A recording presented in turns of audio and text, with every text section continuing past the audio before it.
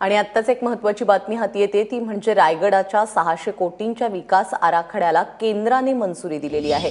रश्मी पुराणिक आपल्याबरोबर आहे। रश्मी, काय माहिती आहे? प्राजक्ता, आज प्रश्नोत्तराच्या वेळी विनोद तावडे यांनी याच्या संदर्भात माहिती दिली होती।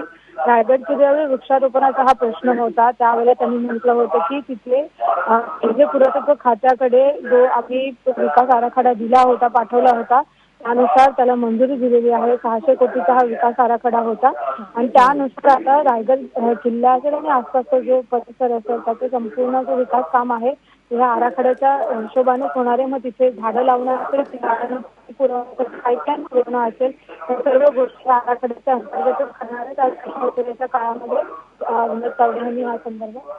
रश्मी, धन्यवाद या सगळ्या सविस्तर माहितीबद्दल। त्यामुळे आता रायगडाचा विकास होणार आहे, त्यासाठीचा जो आराखडा आहे तो केंद्राने मंजूर केलेला आहे।